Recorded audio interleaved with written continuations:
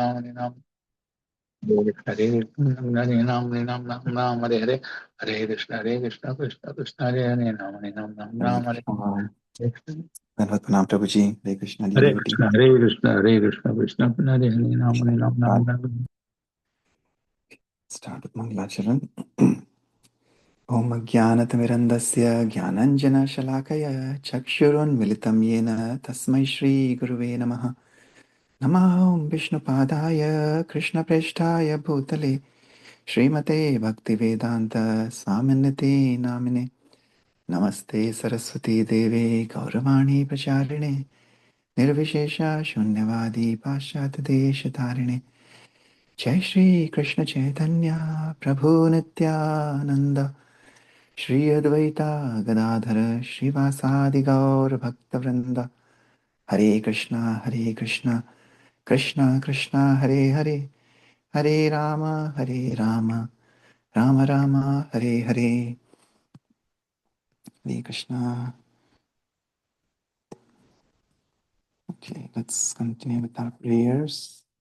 Anybody would like to sing the prayers today from Shri Govinda Damodar Stotram?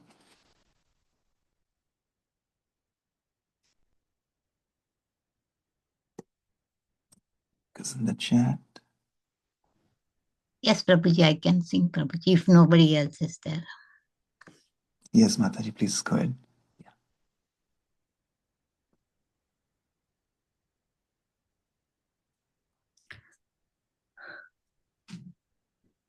अक्रूरमासाद्य यदा प्रभुपाद की जय, अनंत कोटि वैष्णव की जय. दंडवत प्रणाम प्रभुजी. अक्रूरमासाद्य यदा मुकुंद चापोत्सवातं मधुरं प्रविष्ट तदा स पौरे जयति तपाचि गोविंद दामोदर माधवेति कंसस्य दूतेन यदैव नीतौ वृन्दावनान्ताद्वसुधेव शूनौ रुरोध गोपी भवनास्य मध्ये गोविन्द दामोदर माधवेति सरोवरे कलियनागबद्धं शिशुं यशोदातनयं निशम्य चक्रुरुतन्त्या पतिगोपबाला गोविन्द दामोदर माधवेति चक्रान्त गोपी. Is that correct, Prabhuji? 35? No. अक्रूरयाने यदुवंशनाथं सङ्गच्छमानां मधुरं निरीक्ष्य उच्चार्वियोगात् किल गोपबाला गोविन्द दामोदर माधवेति चक्रान्त गोपी नलिनीवनन्ते कृष्णेन हीना कुसुमे शयाना प्रफुल्लनीलोत्पललोचनाभ्यां गोविन्द दामोदर माधवेति माता पितृभ्यां परिवार्यमाना गेहं प्रविष्टा विललाप गोपी आगत्य मां पालय विश्वनाथ गोविन्द दामोदर माधवेति वृन्दावनास्तं हरिमासु भूत्वा गोपी गतकापि वनं निसायं तत्रापि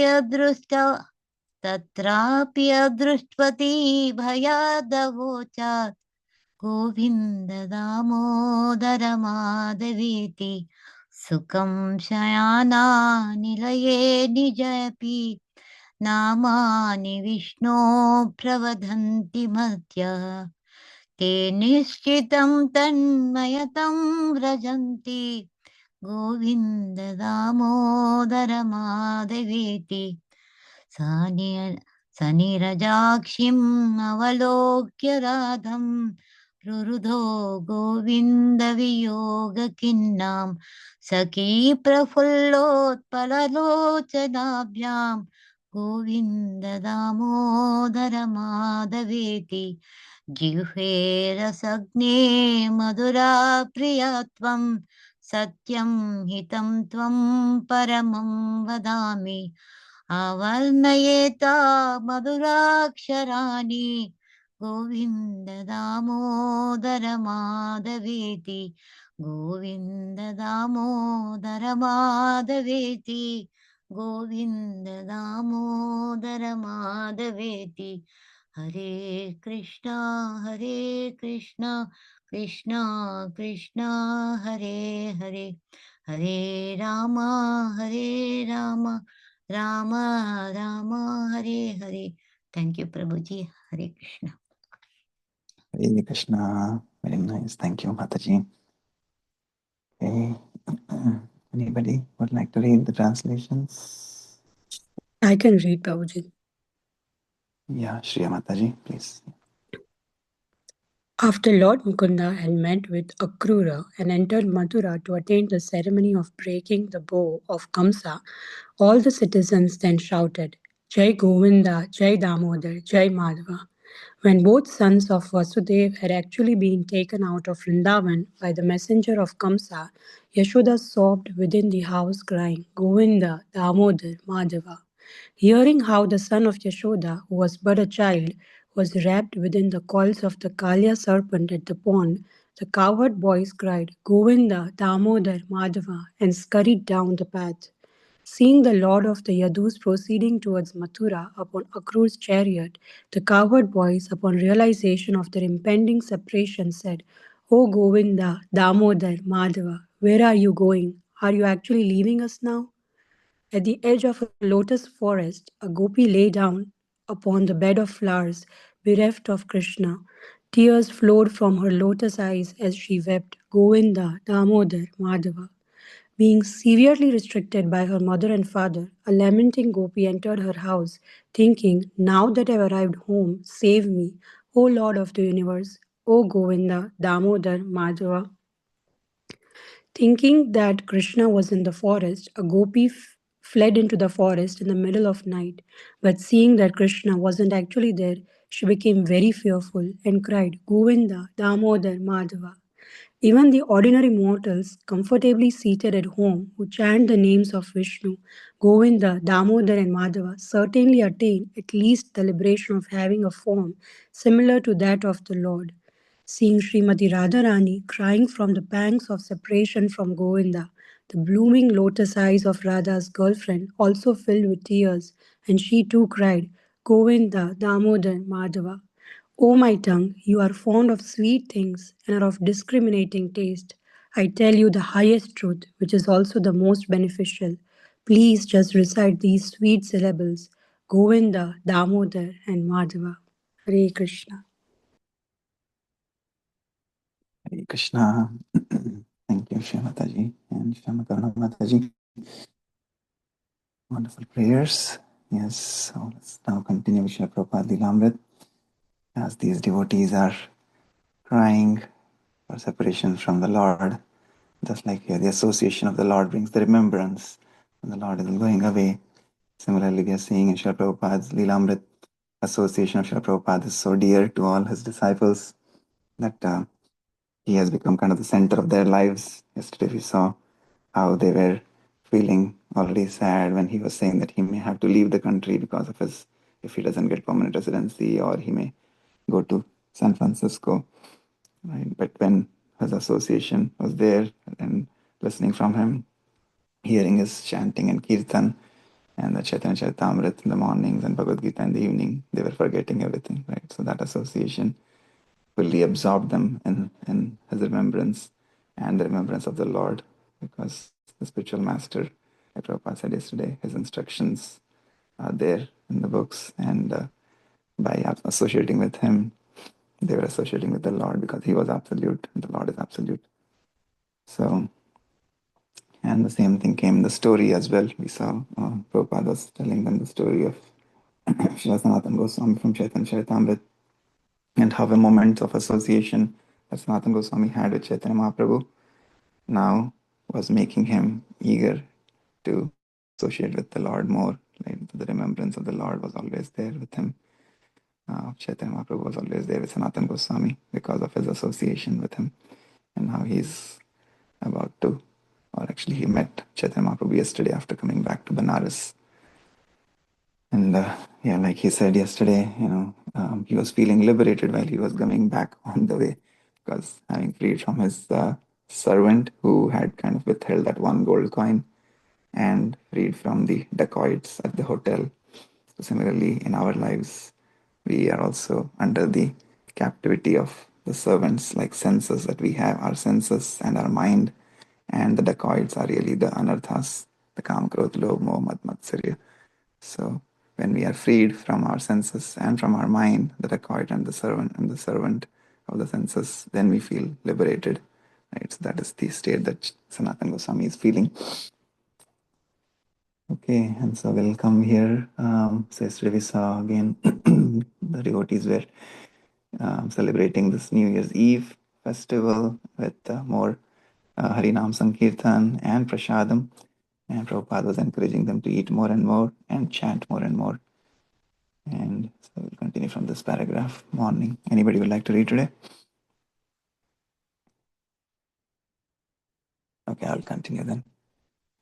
Morning after morning, the story of Sanatan Goswami unfolded from the pages of Swamiji's big book, which only he could read and explain. Lord Chaitanya told Sanatan that he should be very grateful that Krishna had been merciful to him. To which Sanatan replied, "You say that Krishna is very merciful, but I do not know who Krishna is. You have saved me."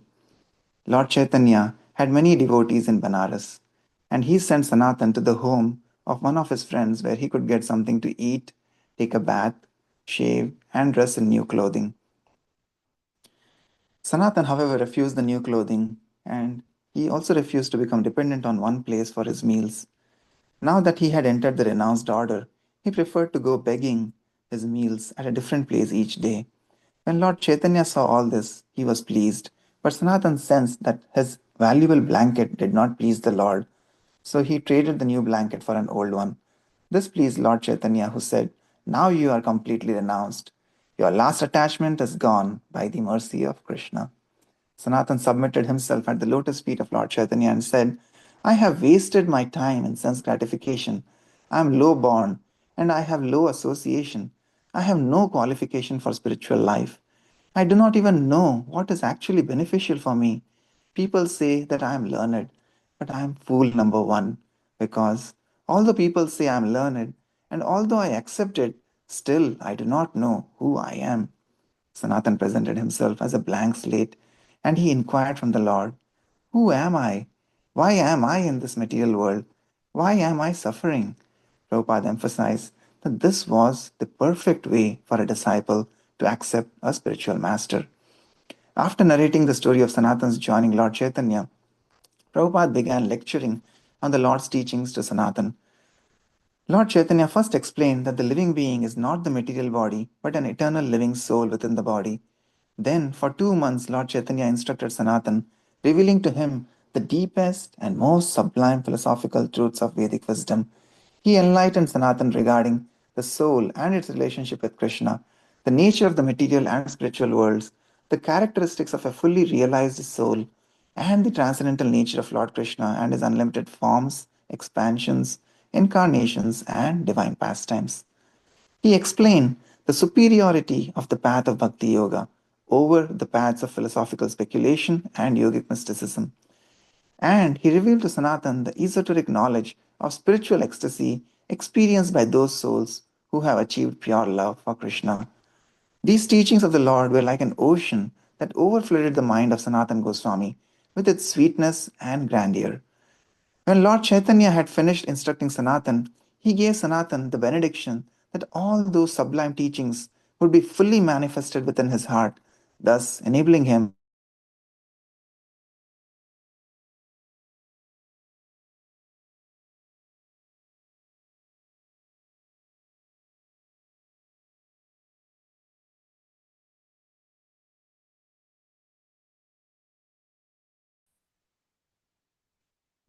Hare Krishna. Is it audible? Audible now? Okay. Okay. For 2 months, Lord Chaitanya had instructed Sanatan Goswami, and for 2 months, starting in mid-November of 1966, Srila Prabhupada narrated in over 50 lectures the Chaitanya Charitamrita's account of those teachings. Although each of his talks covered the subject matter of the verses, his lectures were never limited to his subject, nor were they prepared talks. Sometimes during the evening gatherings in his room, Swamiji would ask whether Mukunda was ready on the west coast. For months, Prabhupada's going to the west coast had been one of a number of alternatives.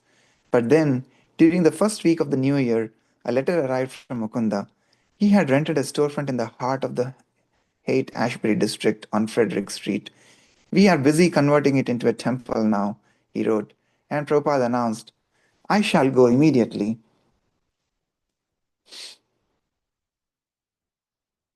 Mukunda had told of a gathering of the tribes in San Francisco's Haight Ashbury. Thousands of hippies were migrating from all over the country to the very neighborhood where Mukunda had rented the storefront. It was a youth renaissance much bigger than what was going on in New York City.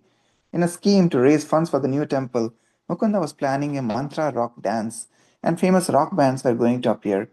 And Swami Bhaktivedanta and the chanting of Hare Krishna were to be the center of attraction. Although in his letter Mukunda had enclosed a plane ticket, some of Swamiji's followers refused to accept that Swamiji would use it. Those who knew they could not leave New York began to criticize the idea of Swamiji's going to San Francisco. They didn't think that people out on the West Coast could take care of Swamiji properly. Swamiji appearing with rock musicians? Those people out there didn't seem to have proper respect. Anyway, there was no suitable temple there. There was no printing press, no Back to Godhead magazine. Why would Swamiji leave New York to attend a function like that with strangers in California? How could he leave them behind in New York? How could their spiritual life continue without him? Timidly, one or two dissenters indirectly expressed some of those feelings to Prabhupada, as if almost wishing to admonish him for thinking of leaving them, and even hinting that things would not go well, either in San Francisco or New York, if he departed. But they found Prabhupada quite confident and determined. He did not belong to New York, he belonged to Krishna, and he had to go. He had to go wherever Krishna desired him to preach. Prabhupada showed a spirit of complete detachment, eager to travel and expand the chanting of Hare Krishna. Brahmananda. But we were shocked that he was going to leave. I never thought that Krishna consciousness would go beyond the Lower East Side. What to speak of New York City? I thought that this was it, and it would stay here eternally. In the last days of the second week of January, first plane reservations were made, and the devotees began packing Swamiji's manuscripts away in trunks. Ranchor, a new devotee recruited from Tompkins Square Park, had collected enough money for a plane ticket, and the devotees decided that he should accompany Prabhupada as his personal assistant. Prabhupada explained that he would only be gone a few weeks and that he wanted all programs to go on in his absence. He waited in his room while the boys arranged for a car to take him to the airport. The day was grey and cold, and steam hissed in the radiators. He would take only a suitcase, mostly clothes and some books. He checked the closet to see that his manuscripts were in order. Hitananda would take care of his things in his apartment. He sat down at his desk where, for more than 6 months, he had so many times working for hours at the typewriter, preparing his Bhagavad Gita and Srimad Bhagavatam, and where he had sat talking to so many guests and to so many of his followers. But today, he would not be talking with friends or typing a manuscript, but waiting the last few minutes alone before his departure. This was his second winter in New York. He had launched a movement of Krishna consciousness. A few sincere boys and girls had joined. They were already well known on the Lower East Side, many notices in the newspapers, and it was only the beginning. He had left Vrindavan for this. At first, he had not been certain whether he would stay in America more than 2 months. In Butler, he had presented his books. But then in New York, he had seen how Dr. Mishra had developed things, and the Mayavadis had a big building. They were taking money and not even delivering the real message of the Gita. But the American people were looking. It had been a difficult year. His god brothers hadn't been interested in helping, although this is what their Guru Maharaj Srila Bhakti Siddhanta Saraswati Thakur wanted, and what Lord Chaitanya wanted.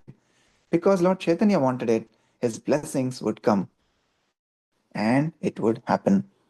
The This was a nice place, 26 Second Avenue. He had started here. The boys would keep it up. Some of them were donating their salaries. It was a start. Prabhupada looked at his watch. He put on his tweed winter coat and his hat and shoes, put his right hand in his bead bag, and continued chanting. He walked out of the apartment, down the stairs, and through the courtyard, which was now frozen and still, its trees starkly bare, without a single leaf remaining, and he left the storefront behind. He left even while Brahmananda, Rupanuga, and Satsvarupa were at their office jobs. There was not even a farewell scene or a farewell address. Chapter 22. Swami invites the hippies. January 16, 1967. As the United Airlines jet descended on the San Francisco Bay Area, Srila Prabhupada turned to his disciple Ranchor and said, "The buildings look like matchboxes. Just imagine how it looks from Krishna's viewpoint." Srila Prabhupada was 71 years old, and this had been his first air trip. Ranchor, 19, and dressed in a suit and tie, was supposed to be Srila Prabhupada's secretary. He was a new disciple, but had raised some money and had asked to fly to San Francisco with Srila Prabhupada. During the trip, Srila Prabhupada had spoken little. He had been chanting, Hare Krishna, Krishna Krishna, Hare Hare, Hare Ram, Ram Ram, Hare Hare. His right hand in his cloth bead bag, he had been fingering one bead after another as he chanted silently to himself. When the plane had first risen over the New York City, he had looked out the window at the buildings growing smaller and smaller. Then the plane had entered the clouds, which to Prabhupada had appeared like an ocean in the sky. He had been bothered by pressure blocking his ears and had mentioned it. Otherwise, he hadn't said much, but had only chanted Krishna's names over and over. Now, as the plane began its descent, he continued to chant, his voice slightly audible, Krishna, Krishna, Krishna. And he looked out the window at the vista of thousands of matchbox houses and streets stretching in charted patterns in every direction. When the announcement for United Airlines Flight 21 from New York over the public address system, the group of about 50 hippies gathered closer together in anticipation. For a moment, they appeared almost apprehensive, unsure of what to expect or what the Swami would be like. Roger Siegel. We were quite an assorted lot, even for the San Francisco airport. Mukunda was wearing a Merlin, the magician robe with paisley squares all around. Sam was wearing a Moroccan sheep robe with a hood. He even smelled like a sheep, and I was wearing a sort of blue homemade Japanese samurai robe with small white dots. Long strings of beads were everywhere. Buckskins, boots, army fatigues, people wearing small, round sunglasses. The whole phantasmagoria of San Francisco at its height. Only a few people in the crowd knew Swamiji. Mukunda and his wife, Janaki, Ravindra Swarupa, Rayaram, all from New York, and Allen Ginsberg was there. A few days before, Allen had been one of the leaders of the Human Bee in Golden Gate Park, where over 200,000 had come together, a gathering of the tribes for a joyful powwow and peace dance. Today, Allen was on hand to greet Swami Bhaktivedanta, whom he had met and chanted with several months before on New York's Lower East Side. Swamiji would be pleased. Mukunda reminded everyone if they were all chanting Hare Krishna when he came through the gate. They were already familiar with the Hare Krishna mantra. They had heard about the Swamis chanting in the park in New York, or they had seen the article about Swamiji and chanting in the local underground paper, The Oracle. Earlier today, they had gathered in Golden Gate Park, most of them responding to a flyer Mukunda had distributed, and had chanted there for more than an hour before coming to the airport in a caravan of cars. Now, many of them, also in response to Mukunda's flyer, stood with incense and flowers in their hands. As the disembarking passengers entered the terminal gate and walked up the ramp, they looked in amazement at the reception party of flower-bearing chanters. The chanters, however, gazed past these ordinary, tired-looking travelers, searching for that special person who was supposed to be on the plane. Suddenly, strolling toward them was the Swami, golden complexion, dressed in bright saffron robes. Prabhupada had heard the chanting even before he had entered the terminal, and he had begun to smile. He was happy and surprised. Glancing over the faces, he recognized only a few. Yet here were 50 people receiving him and chanting Hare Krishna without his having said a word.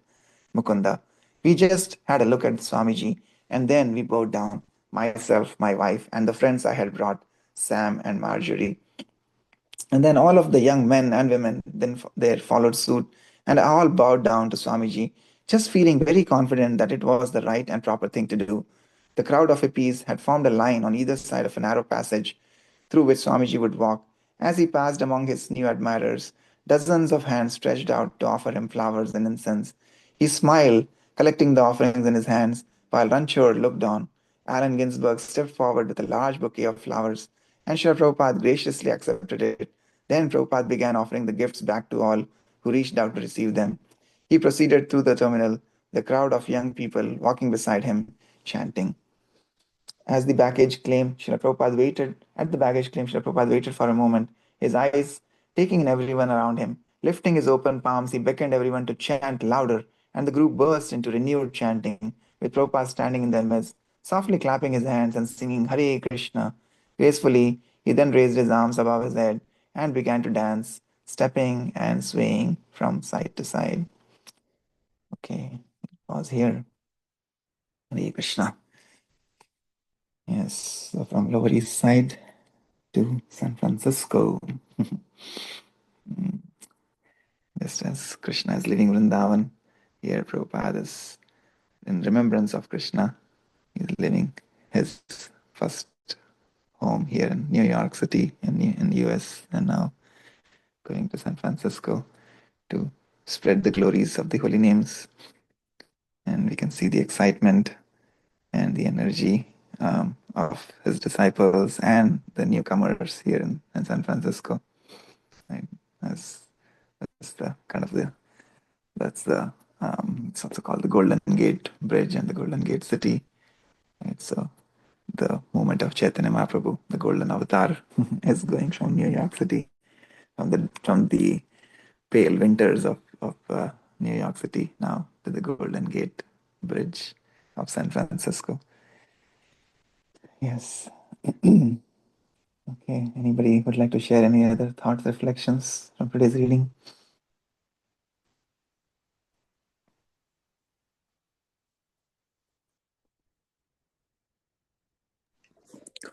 Yes, Prabhu, Hare Krishna. So, just caught my eye was, when Prabhupada states that when he was on the flight, on the plane, he says, how the buildings look like matchboxes.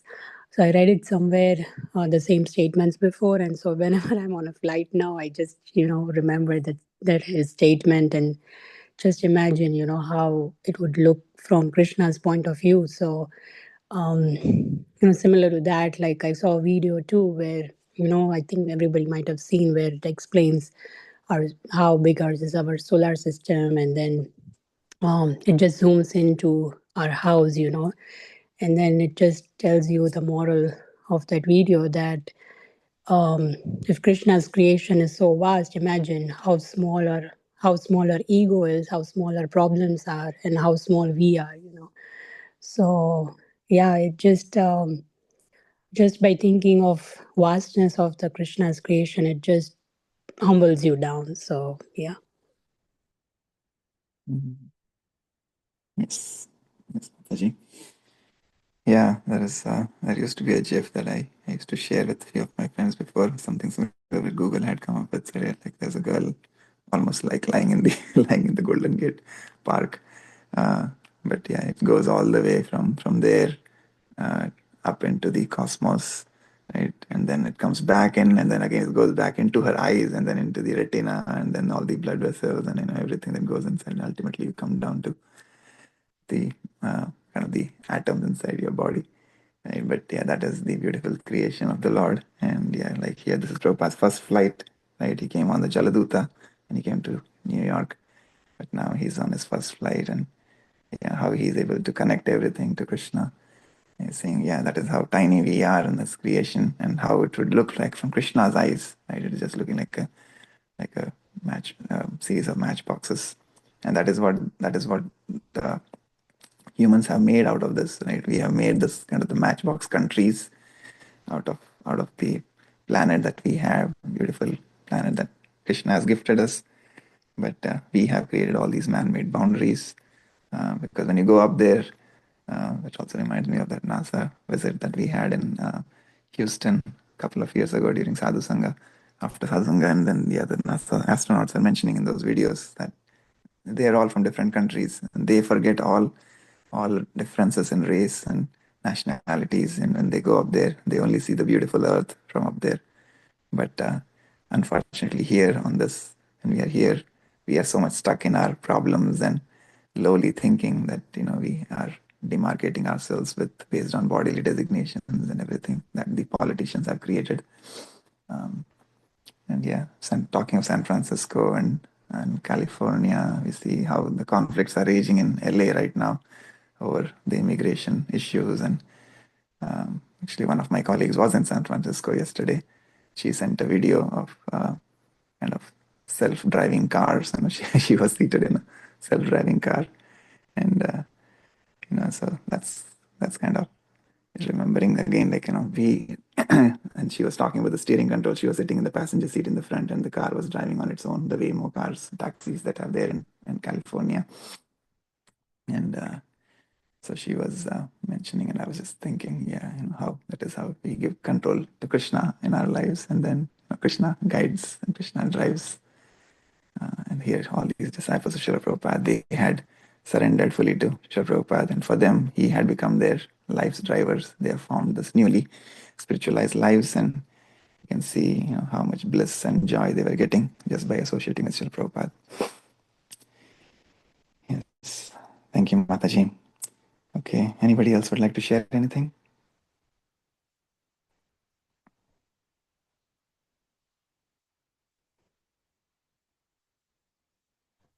Nandini Mataji? Or yes, Nalin Prabhu, go ahead. Yeah.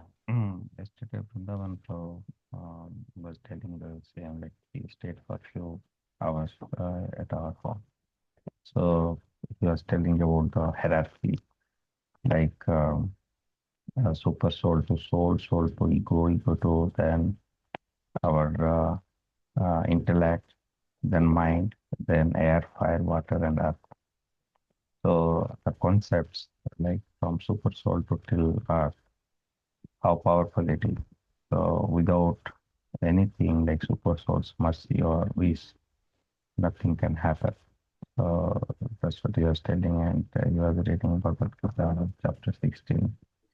Like even though we do a lot of things, but there are 5 factors that also support us, and out of that 5 factors, super soul is the topmost. So as Mataji said, right, like we are smallest and smallest and smallest, but still we have an ego. But the hierarchy, in that hierarchy, super soul is the main who drives everything here. But we think that we are doing. Mhm. Yes. Yeah, we think we are the karta, we are the doers, but we are not the doers. If we become the das instead of the doers, then everything will be perfect in our lives. Yes, thank you for sharing, Al Prabhu. And yeah, I think we're looking forward to having Association of Vrindavan Prabhu today at Manjesh Prabhu's house for the evening program. And yeah, good to see Ritesh Prabhu is back from his trip. You went to California, or not California, you went to Charlotte or Carolina, I think you were saying. Yeah, my brother is there, so thank you, Prabhuji. Thank you. Welcome back. I saw Rakesh Prabhu. Okay, he's not here right now, but I saw him also. He's our Bhole Baba. Yesterday we read how Umapati, the disciple of Prabhupada, he had left for some time. When Prabhupada had talked severely about or criticized Buddhists, and then but he came back, and then he seriously and sincerely surrendered back to Prabhupada and followed Krishna. Similarly, I call Rakesh Prabhu our Bhole Baba. He always acts the role of Shivaji in our dramas at the center. So he's also like Umapati, the husband of Lord Goddess Uma, and he had left for some time. Now he came back. So good. It was good to see him today. Hari Bol. Hari Bol. Hare Krishna. Okay. Hare Krishna. All right, we'll end here. Thank you so much for your kind association. वाञ्छकल्पतरुभ्यश्च कृपासिन्धुभ्य एव च पतितानां पावनेभ्यो वैष्णवेभ्यो नमो नमः. अनंत कोटि वैष्णव वृंद की जय, जगत गुरु शिल प्रभुपाद की जय, शिल प्रभुपाद लीलामृत की जय, निताई गौर प्रेमानंदे, हरि हरि बोल। हरे कृष्णा। Hare Krishna. हरे कृष्ण प्रभु जी, दंडवत प्रणाम। Hare Krishna, Dandavat.